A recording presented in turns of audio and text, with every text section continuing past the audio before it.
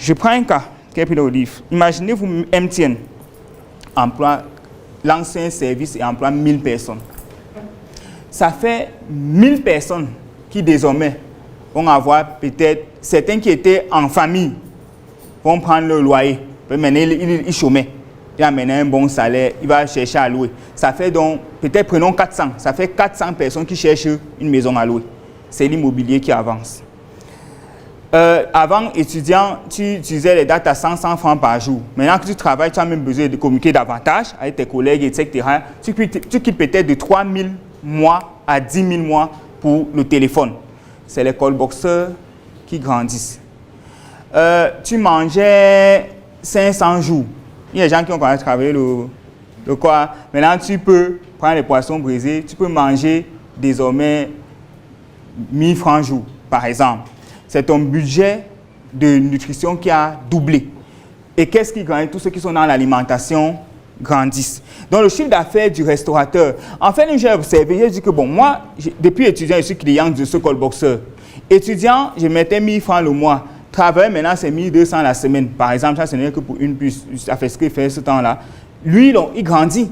C'est comme ça que le callboxer grandit. C'est comme ça que les restaurateurs grandissent. La maman où tu prenais une queue de poisson brisée par mois, maintenant, tu peux prendre 2 par semaine, tu peux prendre un poisson entier. Son chiffre d'affaires grandit. Le pressing, tu n'avais jamais l'habillé au pressing. Maintenant, comme tu travailles, il te faut quand même les vêtements. Déjà, ça fait un plus grand besoin en vêtements. Quand tu es chômeur, tu as ton jean, 2 jeans, 5 t-shirts, c'était bon. Peut-être tu as une dernière chemise, un pantalon pour les temps où un boss t'invite ou bien quand il y a un événement. Donc, ça fait plus de vêtements, ça fait que les prêt-à-porter grandissent. Tu te coiffais après chaque 2 mois, parce que même ça, c'est un budget. Maintenant, tu te coiffes chaque semaine parce qu'il faut aller au travail propre. Le coiffeur grandit. C'est où j'ai dit, imaginez une entreprise s'installe dans un village, emploie 1000 personnes, 1000 ingénieurs, paye 500 000 par personne. Ça fait 500 millions chaque mois qui va entrer dans l'économie de ce village. Est-ce que vous savez qu'une ville comme Edé a vie de Alucam? Près de 5000 emplois. C'est Alucam qui fait des... Sinon, Edé aurait été comme pour moi, par exemple. Une simple transition sur l'axe de Douala-Yaoundé. Mais Alucam seul fait fonctionner toute la ville. Pourquoi? Parce que tous les emplois, c'est un besoin en moto. Quand tu es chômeur, tu peux faire 300 sorties. Il n'y a pas d'argent pour... Maintenant, tu travailles, tu dois sortir tous les matins, tous les soirs, pour aller au boulot. Les motomans grandissent. Voyez un peu. Quand ils disent donc le grand besoin des grands, il y a ce volet. Autre volet, pourquoi est-ce qu'il faut des grandes entreprises? Parce que, en fait, quand vous êtes tous mini, en réalité, ce qui va se passer, les multinationales étrangères vont continuer de dominer sur l'économie du pays. Vous ne pouvez pas être 10 000 personnes dans la cosmétique pour rivaliser avec les grandes marques. C'est vous qui connaissez L'Oréal. Est-ce qu'il y a L'Oréal? L'Oréal vient jusqu'au Cameroun? Oui, consommer les grands parfums, là, pardon, dites-moi. Et les grandes huiles, les femmes. Les grandes marques cosmétiques, là, c'est qui? Les Nivea. Vous n'allez pas pouvoir rivaliser Nivea si chacun a sa TPI, très petite industrie cosmétique, dans sa maison, où il a 20 clients sur ses statuts WhatsApp. Vous ne pouvez pas les rivaliser. Étant 1000, vous aurez chacun 1000 petits. Eux, ils resteront, ils vont continuer de régner. Vous ne pouvez pas les rivaliser si chacun a son petit atelier de couture. Vous ne pouvez pas rivaliser les Zara, les Adidas, les Nike, les Chanel. Vous mettez les marques, les grandes marques là, qui vendent au Cameroun. Vous ne pouvez pas les rivaliser avec chacun. On a peut-être 10 000 personnes, chacun dans son atelier, à coudre un cabas, à coudre un ensemble. Vous ne pouvez pas faire le poids. Et il y a aussi autre chose. J'ai bien dit pour le pays, parce que quand on pose une question, ça dépend aussi de l'angle de vue. D'accord? Si on va sur peut-être les industrialités, bon, vos avis, c'est riche. Mais quand ils disent pour le pays, c'est quoi? Les petits entrepreneurs ne payent aucun impôt. En tout cas, presque pas. Or, une grande entreprise, peut-être quand tu as ton petit pressing au quartier, tu as ta petite laverie au quartier, tu ne payes pas d'impôt. Mais Élégance Pressing paye les impôts pour toutes ces agences. Parce qu'il a atteint un niveau où il peut payer les impôts, l'État gagne. Nous ne pouvons pas vouloir les routes, vouloir un meilleur traitement salarial des fonctionnaires, vouloir plus de policiers, plus de sécurité et tout, et que l'État n'a pas de l'argent, ne pas contribuer. Quand on dit que tu es du contribuable, le contribuable camerounais, c'est principalement la TVA. C'est vrai, c'est un peu presque partout. Mais on a tous les mini-entrepreneurs là ne payent rien à l'État. Et l'État ne peut donc pas, on ne peut pas faire les routes. Avec ça, on ne peut pas davantage équiper les hôpitaux. On ne peut pas construire davantage d'écoles. Avec ça, équiper les laboratoires, équiper les bibliothèques. Si on n'a pas d'argent, c'est vrai, on paye des tours, mais faisons notre part. Donc, une grosse entreprise va payer. Donc, même l'État gagne. Voyez un peu. Quand il y a plus de grosses entreprises, est-ce que vous savez, à propos, que le budget du Cameroun, à 85%, le budget de l'État du Cameroun à 85% est financé par les grandes multinationales. Et que tous les gars là, j'ai suivi Orange, dit qu'ils ont 30 000 points de vente de callbox, donc tous les OM là. Vous êtes 30 000 rien que dans les OM, les callbox. Vous avez, il y a lu un article sur Internet, le président du syndicat, vous savez, on n'a pas les stats, donc j'aime souvent un peu taper comme ça en désordre, tombe sur certains articles. Le président du syndicat des motomens ou des benskina à Douala dit qu'il a parlé de 70 000 motos à Douala. Ça nous donne la chair de poule. Vous avez 70 000 benskinas, 30 000 au callboxeur. Combien dans les petits pressings? Combien dans les petits prêt-à-porter? Combien dans les ateliers, les petits ateliers? J'ai mon atelier couture, j'ai mon atelier couture, j'ai mon atelier couture. Imaginez-vous, on a tous ces mini là. Combien dans la coiffure, par exemple?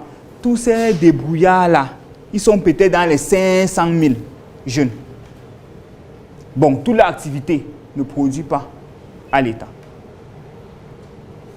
Vous allez avoir un État compétitif avec ça. Comme j'ai dit, le premier des derniers est le dernier des premiers. Le président des derniers est le dernier des présidents. Nos présidents vont toujours aller donner les marchés aux autres. On va toujours décider, nous allons suivre. Dans mon introduction, j'ai dit l'Afrique est leader en manque de leader. On décide pour tout un continent. On n'est pas au Conseil de sécurité de l'ONU. L'Afrique ne peut pas être puissante avec les mini. Donc, maintenant, je sais. Tu veux intervenir? Ok. Je sais que, comme on a dit tout le monde ne peut pas être, voilà. Du coup, moi, j'estime. Vous savez ce qui m'a marqué avec les États-Unis? Vous croyez qu'ils entreprennent là-bas plus que nous? Je ne pense pas. Je crois que si on regarde le taux d'entrepreneurs au Cameroun par rapport à la population, aux États-Unis, c'est moins. Vous connaissez la différence? C'est le mindset des entrepreneurs là-bas. Quand quelqu'un se lève là-bas pour entreprendre, il veut conquérir le monde. Il veut conquérir tout un État. Mais nous, quand on se lève ici, on veut sauver de la misère. Et dès qu'on a gagné un peu d'argent, jusqu'on a acheté une petite voiture de 3 à 5 millions, jusqu'à ce que dans la famille, au village, quand il y a deuil, c'est nous qui donnons la dernière parole. C'est nous qui donnons le dernier mot. On arrête. On commence à faire l'immobilier. Mais eux, leur puissance, c'est que quand un s'élève, prenez, vous voyez, quelqu'un comme Bill Gates, il y a une entreprise qui emploie 300 000 personnes dans le monde. Mark Zuckerberg, Facebook, 80 000 personnes dans le monde. Walmart, 2 millions de personnes dans le monde. Mais quand on va voir les jeunes qui emploient 1000 personnes au Cameroun, 10 000 personnes en Afrique, l'Afrique va se lever. Je ne pense pas que nous tous, comme on disait, on n'a pas tous au cran pour aller. Maintenant, il faut que ceux donc qui ont... Le but, c'est inciter, réveiller un peu les aiglons. Leur dire de quitter le champ des poussins et être l'aigle qu'ils doivent être. C'est le but de ce livre. D'aller fouiller dans les jeunes, les aiglons, et qu'ils décollent pour être des aigles. Ils vont tirer les autres. Il y a des entreprises qui s'installent. Imagine, j'ai fait les statistiques, j'ai regardé Bouddha, qui est mon village, j'ai tapé population de 140 000. Une entreprise s'installe ici et emploie 1000 ingénieurs, ça fait 500 000 personnes. À 500 000, ça fait 500 millions d'euros. La ville là va découler. Tous les secteurs, comme je vous ai dit tout à l'heure, là vont se lever.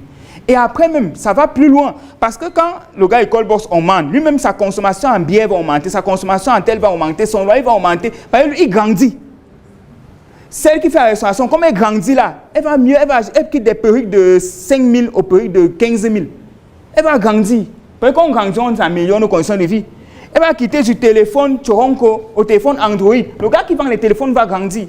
Et lui-même, quand il va grandir là, il va marier maintenant dans un plus grand resto. Tout le monde, c'est comme ça que l'argent tourne. Et tout le monde grandit. Mais si on est tous mini, le monde va continuer de nous écraser. Ok, c'était juste un avis. C'est un peu ce que j'ai appelé le grand besoin des grands. Intervention. Ouais, micro. On t'écoute et après j'ai vite qui veut déjà rentrer. Ouais. Oui, en fait, c'était juste pour ajouter de l'eau au moulin de ce qui avait déjà été dit. Tout à l'heure, vous avez pris l'exemple des BTP. Ouais. Tout le monde veut être entrepreneur BTP. Tout le monde qui a fait l'entreprise civile a déjà son entreprise, porte son nom.